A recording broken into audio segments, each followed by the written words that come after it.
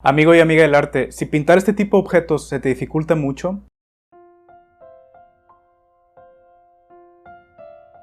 es por eso que antes de que veas el ensayo que te quiero mostrar, te voy a dar 3 tips que son fundamentales antes de que empieces con la práctica. El tip número 1 es que identifiques el tono y el valor del objeto. Me refiero a que identifiques su color y sus claros y oscuros. Generalmente un pedazo de tela o de vestido tiene un color sólido, así que en ese caso no es muy difícil identificarlo. Puede ser un rojo, un azul, un verde, etc. Eso quiere decir que todo el objeto va a ser de un color sólido, pero lo que hace que esos dobleces se vean realistas es los claros y los oscuros. Es por eso que identifica los oscuros más oscuros, los claros más claros y lo que haya a mediación. Ya teniéndolos identificados, trata de igualar ese valor en tu paleta, es decir, al momento de mezclar tus pigmentos. Y como parte de este primer consejo es que hagas las mezclas antes de empezar a pintar.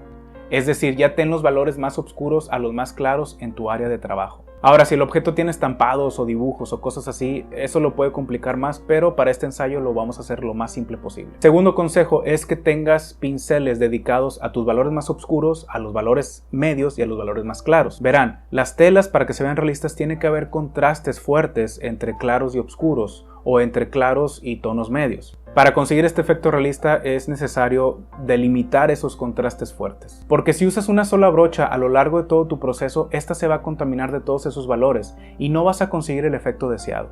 Y mi tercer consejo antes de empezar con la práctica es que si tu objeto tiene muchos dobleces, tal vez sea buena idea dibujarlo en tu lienzo antes de empezar a pintar. Ahora, si el dibujo no se te da bien, siempre puedes recurrir a la cuadrícula.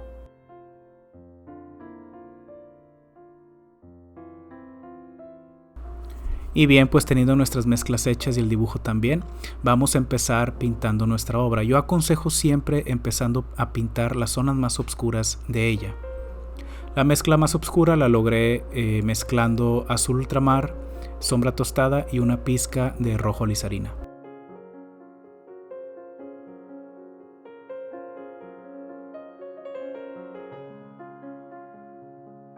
Así que vamos a tratar de cubrir primero todas esas zonas que son muy oscuras de nuestra obra.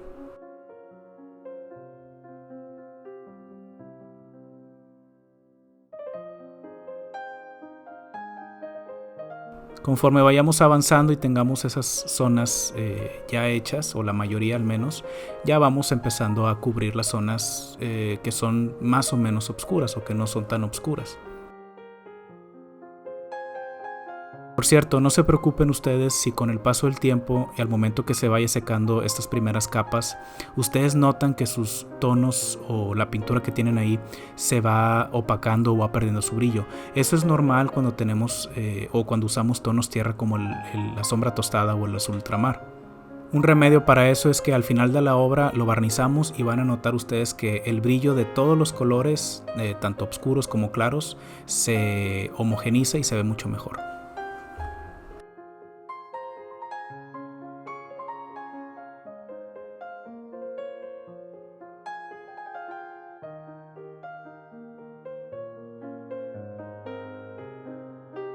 Conforme vayamos avanzando en la obra, pues vamos aplicando las capas que son más y más claras, siempre tratando de utilizar pinceles diferentes, como les había mencionado al principio del video, para, como les digo, delimitar esos contrastes que son muy importantes en este tipo de objetos.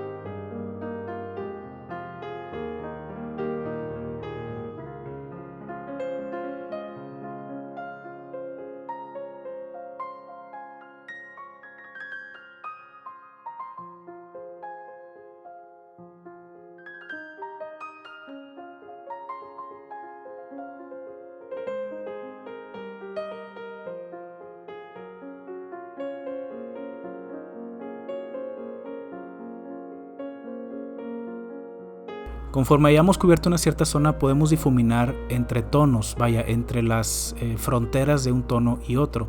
Esto lo vamos a hacer muy sutilmente, tampoco queremos difuminar a lo largo de toda la zona, si no perderíamos esos contrastes que les menciono.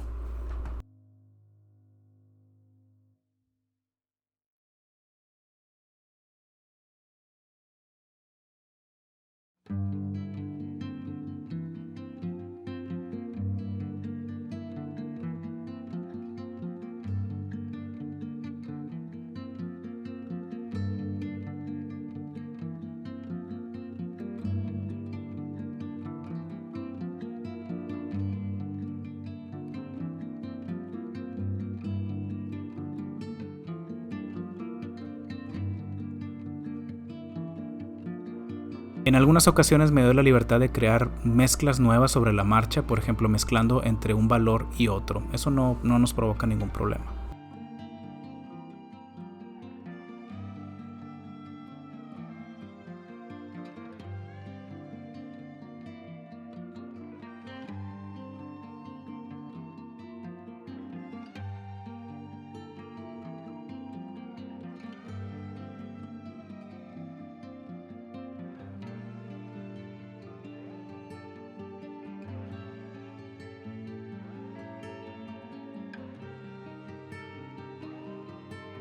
Traten de utilizar los tonos más claros solo al finalizar la obra o en los últimos pasos de tu obra. Yo, como ya tengo un poco más de experiencia pintando, me puedo atrever a hacerlo desde un poco antes.